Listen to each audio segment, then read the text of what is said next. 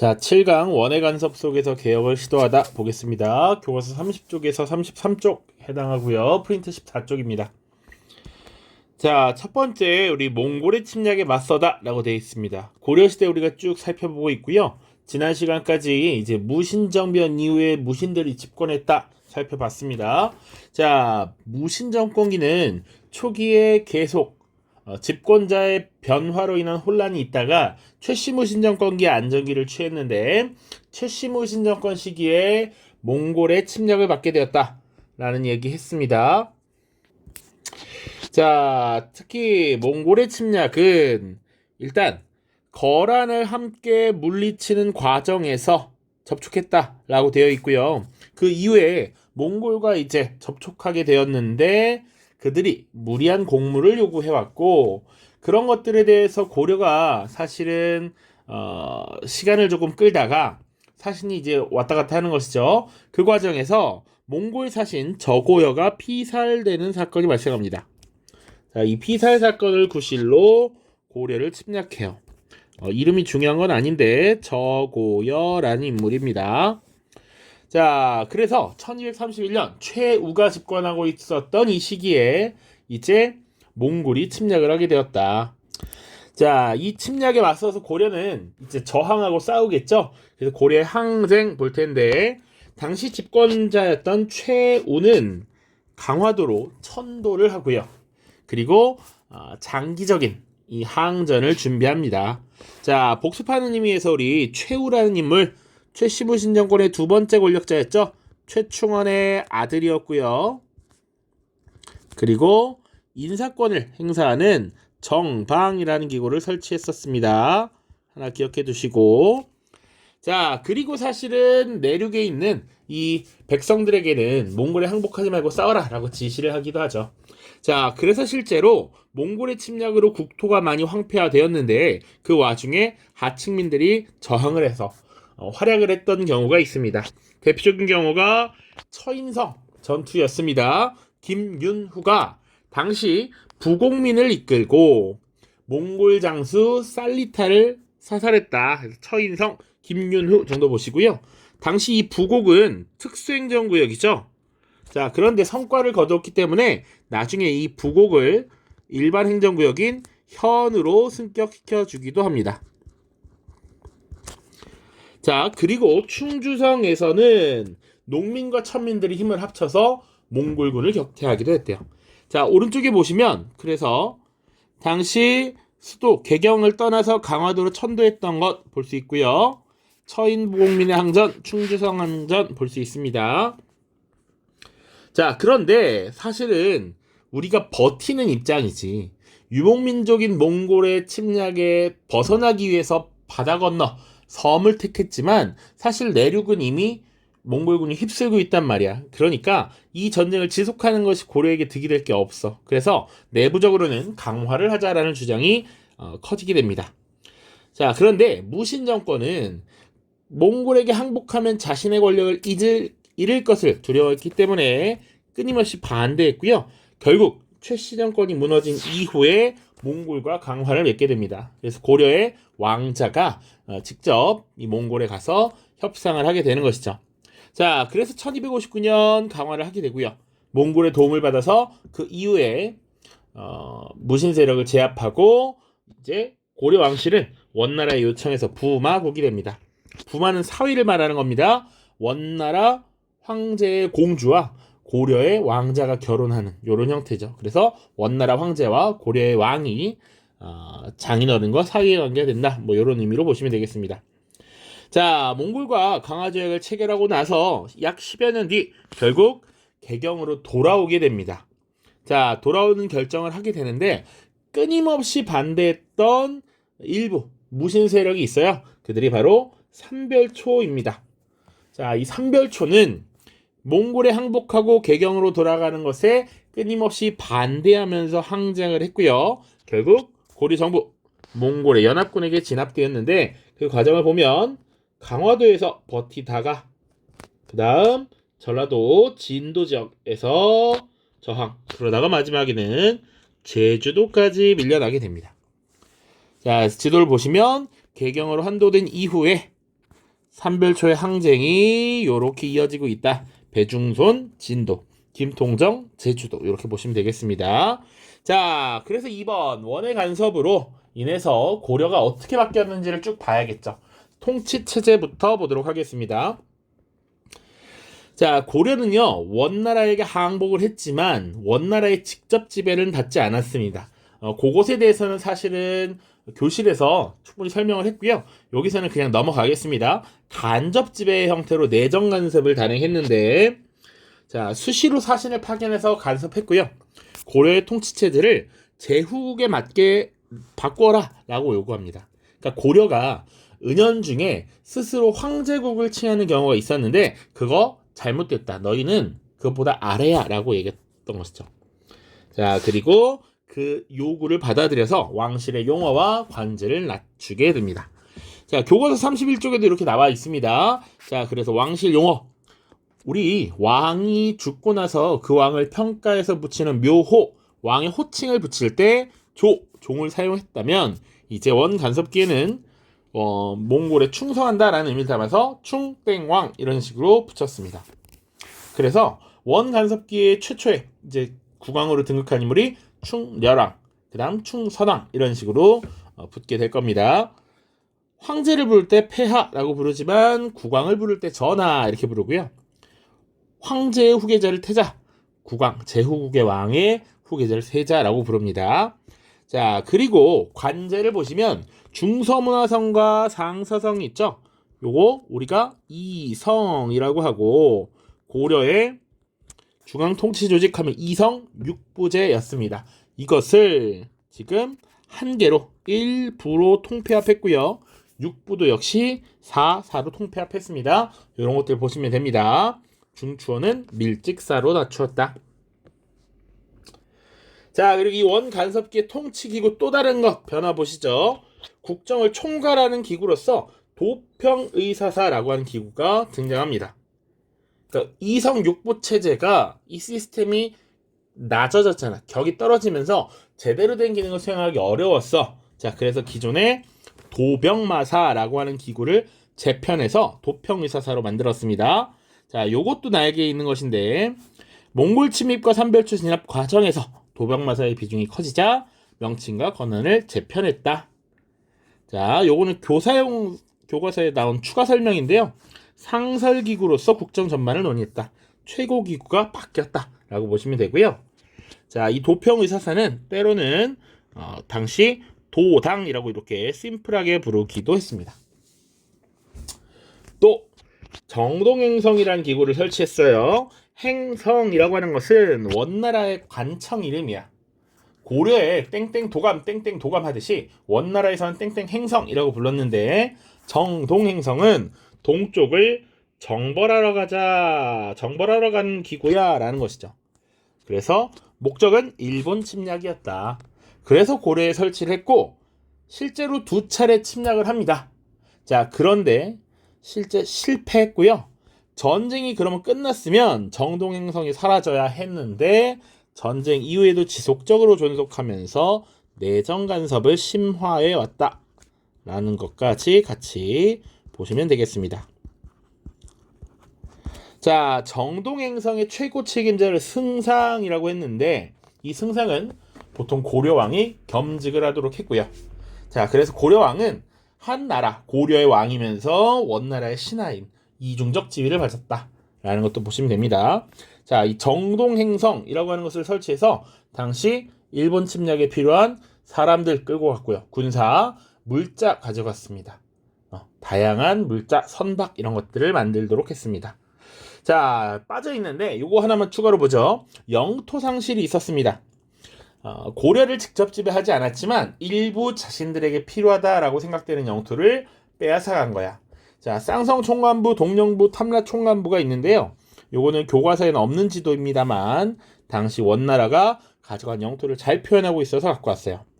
자, 쌍성 총관부라고 하는 것은 고려 영토의 동북 지역이죠. 화주와 그 주변 지역 가져갔고요. 동령부는 서경과 그 주변 지역. 그리고 탐라 총관부는 제주도가 되겠죠. 요렇게 3개의 구역을 빼앗아 갔는데 자, 빼앗아가고 얼마 지나지 않아서 여기 뒤에 있는 동령부와 탐라총관부는 돌려줍니다. 충렬왕의 요청을 받아서 반환을 해줘요. 자, 그러면 무엇은 반환이 되지 않은 겁니까? 바로 쌍성총관부는 반환이 되지 않았죠. 그럼 요건 언제 대체했느냐? 바로 이어질 텐데 공민왕 때 반원 자주개혁이라는 것을 시행합니다. 원나라의 힘이 좀 약해지고 나서 이 공민왕 때 무력을 통해서 쌍성총관부 지역을 회복합니다. 심지어는 빼앗긴 땅보다 더 넓게 가져가기도 합니다. 이렇게 기억을 하시면 되겠습니다. 자, 그 다음 통치체제, 정치 말고 사회는 어떻게 변했느냐 또 봐야겠죠. 다시 고려는 일본 침략에 동원돼서 군사, 선박, 군량 등을 조달했다. 자, 그리고 뿐만 아니라 많은 사람들을 끌고 갔습니다. 당시 공녀와 환관으로 원에 끌려가는 경우가 많았는데 보통 결혼하지 않은 여성을 공녀로 많이 데리고 갔기 때문에 어린 나이에 결혼을 시키는 조혼 풍습이 생겨났습니다. 자, 그리고 사냥에 사용되는 매, 원에 바칠 매를 공급하기 위해서 응방이라고 하는 기구를 설치했어요. 세 번째, 원나라와 지속적인 교류를 하면서 원나라의 문화가 고려에 들어오게 됐고요. 고려의 문화가 원나라에게 소개가 되겠죠. 그래서 고려에서는 몽골풍, 원에서는 고려양 이런 것들이 유행했다. 자, 이런 모습들을 보여주는 교과서 31쪽 역사 읽기 자료가 있으니까 가볍게 읽어보시면 됩니다. 자, 원나라에서 성공하면 고려에서도 떵떵거리면서 살 수 있기 때문에 오히려 기회의 땅이라고 여기서 넘어가는 경우가 많았다. 뭐 이런 얘기들입니다. 자, 그리고 이 시기 사회에 지배 세력으로 등장했던 것이 권문세족이죠. 선생님이 수업 때마다 지배 세력의 변화를 중심으로 네 시기로 구분한다. 그리고 이 원간섭기가 사실상 네 번째 시기인데 권문세족이 집권 세력으로 등장했다라는 것이죠. 자, 이 권문세족에는 어떤 사람들이 있었느냐? 가장 기본은 원나라와의 관계를 통해서 성장한 세력입니다. 대표적인 건 사실은 통역관들이 많았어요. 몽골의 입장을 전달하는, 번역하고 통역하는 과정에서 약간의 장난을 치고 자신들의 유리하게 해석하고 그런 모습이 많았다. 혹은 기철 같은 경우도 있죠. 여동생이 몽골에서 황후가 돼 떵떵거리면서 잘 나갈 수 있는 것이지. 혹은 고려 전기부터 세력을 유지해온 잘 나가는 가문, 문벌들이 있었을 것이고요. 무신 집권기에 새롭게 등장했던 무신 세력 혹은 무신 집권기에 새롭게 등장했던 문신들도 또 있습니다. 무튼 이렇게 다양한 유형이 있는데 기본적인 공통점은 친원적 성향을 갖고 있다는 얘기죠. 자, 이렇게 권력을 가진 권문세족들은 당시 국정을 총괄하는 도평의사사 장악할 수밖에 없겠죠. 그리고 최후 때 설치된 인사권을 총괄하는 기구 정방을 장악합니다. 그래서 네 측근 네 사람을 주요 관직에 몰아넣고 국정을 결정하고자 했다. 자, 그리고 불법적으로 토지와 노비를 늘려서 대농장을 확대해 나갑니다. 자, 당시에 국왕이나 국가로부터 땅을 부여받는 경우가 있어요. 관직 복무의 대가로 저 지역은 이제 너의 땅으로 인정하니 저 지역에서 세금을 걷어가라 라고 하는 것이거든. 그런데 국가의 공문서를 위조해서 땅을 빼앗는 경우가 많았습니다. 혹은 먹고 살기 어려운 농민들에게 돈을 빌려주고 어마어마한 이자를 씌워서 갚지 못하면 강제로 노비로 만드는 경우가 있었어. 그러다 보니까 농민들이 몰락하고 또 농민들은 국가에 세금을 내는 기본적인 기반이란 말이야. 이들이 무너지면서 국가의 재정이 어려워지더라. 그러다 보니 이런 것들을 개선하기 위해 여러 가지 노력을 개혁을 시도했지만 실패했다. 이렇게 보시면 되겠습니다. 자, 공민왕의 개혁까지 쭉쭉쭉 보죠. 자, 이런 원간섭기에 변화하고 있는 고려 사회를 다시 한번 회복시키고 정상궤도로 만들기 위해 노력했던 인물이 공민왕입니다. 자, 공민왕이 개혁을 추진하다. 14세기가 되면 원나라가 점차 쇠퇴하게 됩니다. 13세기는 몽골의 시대야. 몽골이 대제국을 건설하고 전 세계를 호령했습니다. 14세기가 되면 점차 분열되면서 세력이 약해져. 그래서 중국에서는 원나라가 있고요. 그리고 새로운 한족 국가 명나라가 등장하면서 이것이 변화하는 모습을 보이고 있습니다. 흔히 원명 교체기라고 합니다.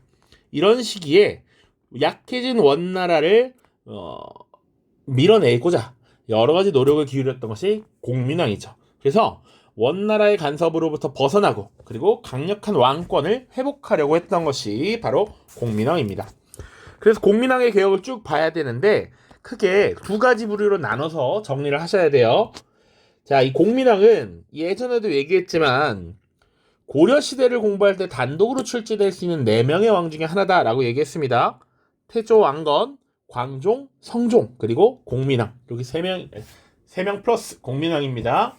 자, 반원기역 보시면 친원 세력을 숙청하죠.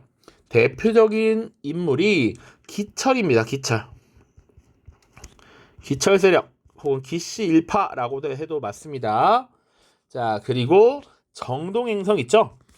정동행성 그 하부기군 이문소가 특히 이 고려의 개혁을 방해하고 있었는데 이것을 폐지했고요. 쌍성 총관부를 공격해서 옛 영토를 회복했고 심지어 더 많은 영토를 얻었습니다. 자, 원나라로부터 벗어나기 위한 노력이었고요. 내정개혁은 뭐가 있었느냐? 신돈을 책임자로 삼아서 전민 변정도감이라고 하는 기구를 설치합니다. 예전에 최충원이 만들었던 교정도감처럼 도감은 관청, 기구라는 의미고 전은 한자로 요렇게 씁니다. 토지를 의미하는 것이고요. 민은 백성민이야. 그러니까 당시 권문세족들이 불법적으로 땅을 빼앗거나 사람들을 노비로 만드는 경우가 있어. 전민을 지금 변화시킨다. 바르게. 불법적으로 지금 밑에 설명이 있어요. 불법으로 빼앗은 토지, 억울하게 노비가 된 사람들을 양인으로 해방시키는 조치를 취하던 기구가 전민 변정도감입니다. 자, 그래서 양인들을 회복시키고 권문 세력들을 약화시키는 효과를 낳으려고 했던 것이죠. 뿐만 아니라 인사권을 독점하던 정당은 폐지했고요. 그리고 다음 슬라이드에 또 있는데 성균관을 재편합니다. 재편해서 교육기관을 재편한 겁니다. 그래서 새롭게 신진사대부라고 하는 세력을 육성하죠.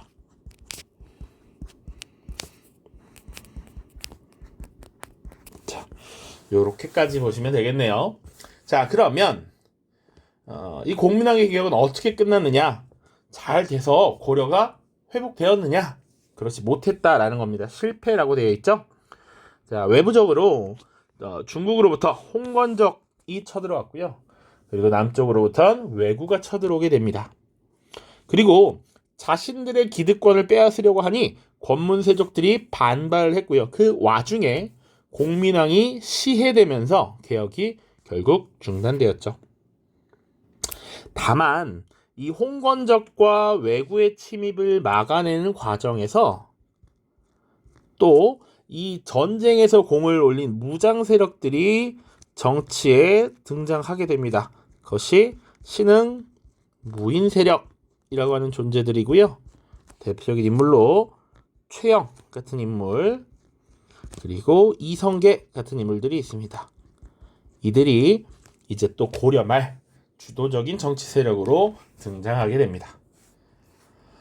자, 선생님 과거에 수업 자료 중에 신돈과 전민변정도가 관련된 자료를 갖고 왔는데 이거 그냥 가볍게 읽어보시면 될 것 같습니다. 실제 개혁의 내용을 잘 보여주고 있습니다. 다음 페이지. 신진사대부의 성장은 고려에 어떤 변화를 가져왔을까? 자, 분명히 공민왕 때 지금 성균관이라고 하는 교육기관을 재편하면서 새롭게 등장한 게 신진사대부다라고 얘기했어요. 그럼 이 신진사대부는 어떻게 성장했느냐? 자, 원간섭기에 원나라와 교류를 하면서 당시 원나라로부터 발전된 문화들이 일부 들어옵니다. 그 중에 하나가 남송시대에 만들어진 신유학, 성리학이 소개됩니다. 성리학은 당시 고려 말 안향이라고 하는 인물에 의해서 고려에 소개가 되고요. 이 성리학을 바탕으로 관직에 진출했다라는 것 기억해 두시면 됩니다. 자, 이들은 성리학을 공부하면서 무슨 정치적인 주장을 내세웠냐면 지배층의 책임의식을 강조합니다. 지배층으로서 국가를 이끌어 나갈 때 책임을 가지고 있어야 된다라는 얘기죠. 그리고 정치 운영 과정에서 공적이고 합리적이어야 돼. 개인의 이익을 쫓거나 비합리적인 결정을 내리면 안 돼 라고 하면서 둘 다 이거 무슨 얘기야? 사실상 권문세족을 비판하는 것이었죠. 책임의식 없이 사적이고 개인의 이익만 지금 바라고 정치를 하는 권문세족들을 강하게 비판한 것이었습니다. 자, 그래서 공민왕 때 성균관을 중심으로 정치 세력으로 성장했다라는 것이고요. 이들은 새로운 이 중원의 지배자, 문명의 선구자는 한족이고 한족이 세운 명나라와 교류해야 돼라고 주장했고요. 원나라와는 단교하자라고 주장합니다. 그리고 권문세족의 부정부패는 강력하게 비판했던 것이죠. 위에서 설명했던 지배층의 책임의식, 공적이고 합리적인 정치 운영 다 해당됩니다. 자, 이것이 신진사대부에 대한 설명이고요. 자, 신흥무인 세력도 성장합니다. 홍건적과 왜구를 격퇴하면서 이성계를 비롯한 세력이 성장했다. 이성계뿐만 아니라 사실은 최영 같은 인물도 있습니다. 최영. 자, 그래서 고려말 신진사대부가 성장하면서 다시 한번 정치가 요동치는데 결국 고려는 이제 역사의 뒤안길로 접어들게 됩니다. 그래서 고려의 멸망 과정을 볼 텐데요. 요거 설명이 중간에 생략이 돼 있어서 하나만 추가를 하죠. 자, 시간을 좀 단축하기 위해서 미리 썼습니다. 자, 원명교체기라고 했고요. 이 원이 약해지는 틈을 타서 공민왕이 막 개혁 정치를 추진했었죠. 자, 명나라가 점차 강성해지고 명나라와 이제 어느 정도 국경을 접하고 교류하게 되는데 당시 명나라가 고려에게 영토를 과도하게 요구합니다. 너네 원나라에게 충성을 다했었지, 원나라에게 영토를 제공했었지, 그 영토 이제 우리에게 내놔 라고 했었고요. 고려 내부에서는 이 명나라의 요구에 불만을 품는 세력들이 많았습니다. 특히 최영 같은 사람들은 이대로 우리가 그냥 영토를 줄 수 없습니다. 저들이 굉장히 오만방자하니 큰 코를 다치게 해줄 필요가 있습니다. 그러니까 저기 요동지역으로 우리가 군대를 파견해서 본때를 보여줍시다 라고 주장해요. 또 다른 신흥무인 세력이었던 이성계는 4가지 불가한 이유를 들어서 반대합니다. 실제로 왜 반대했느냐? 여기 나와 있는데 작은 나라가 큰 나라를 거스르는 것은 옳지 않다. 여름철에 군사동원하면 농사를 못 짓는다. 요동을 공격할 때 왜구들이 쳐들어올 수 있다. 무덥고 비가 많이 올 땐 활도 제대로 못 쏘고 전염병도 돌 수 있다. 이런 것들을 내세웠어. 하지만 받아들여지지 않았고 결국 강행하게 되었고요. 실제로 최영은 이미 나이가 많았고 왕의 측근에 있었기 때문에 이 전투에 직접 참여하지 않습니다. 결국 이성계와 조민수라고 하는 장수가 이 군대를 이끌고 떠나게 돼요.